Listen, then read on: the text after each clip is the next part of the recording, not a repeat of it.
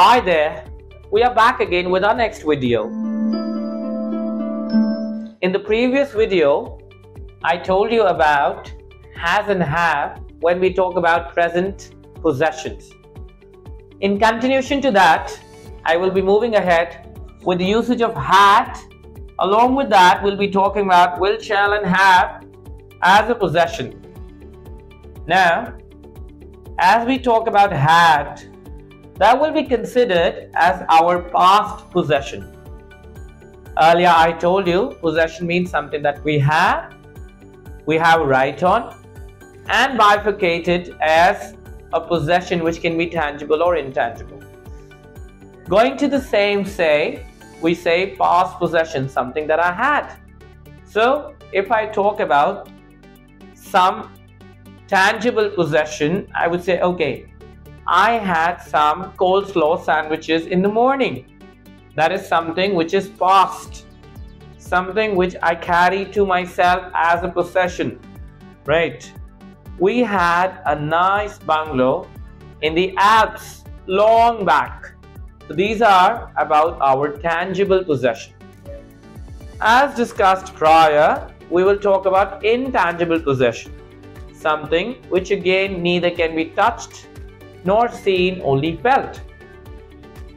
I had an intuition that something good is going to happen. So here, if I talk about had an intuition, something which is intangible, still I had it. Can again be talked about someone else.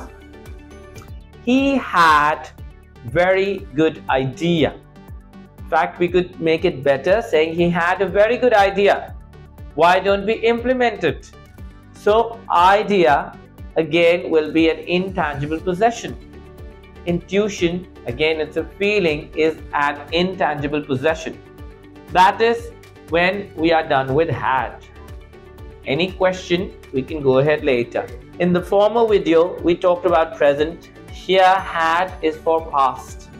Let's move on to the future. Coming with will and shall.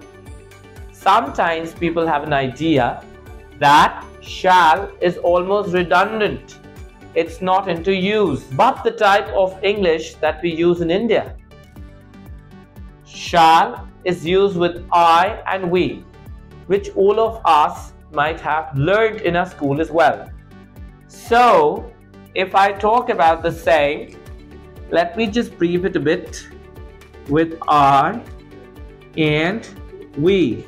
We can still use shall. For the others, when we talk about, we do use will. He, she, it. Further with the singular as well as plural. So we use will with he, she, it. Further with singular as well as plural. So here when we talk about will and shall followed by a have, it could be for your future possession. Coming again with the bifurcation of tangible as well as intangible. So if I would say, okay, I shall have a car soon, I can use that as a future possession. They will have a beautiful house in the outskirts of this country. So here, maybe these are materialistic things, possessions which are tangible. So we are using future possession with will, shall and have. Coming to the other one, that could be a test. So over here, a test paper, the examination sheet, the question paper can be a tangible possession. But when we talk about test, could be an intangible possession.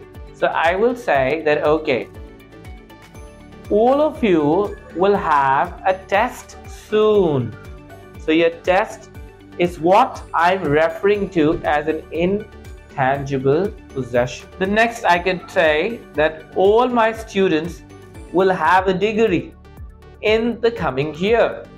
So again, when we talk about degree and test, could be considered as your intangible possession. But the question arises the degree that we get, right? So that could be considered at times as a tangible possession too. But if I'll say that, okay, he shall have a graduation degree, he shall have his course done, so that would definitely refer to your future possession. For any questions, any queries, you can always get back to us. Like our videos. Any further information you want, you're always more than welcome to get back to us. Thank you very much. So here we wind up for the topic of the day. Let's wait for the next video. Thank you.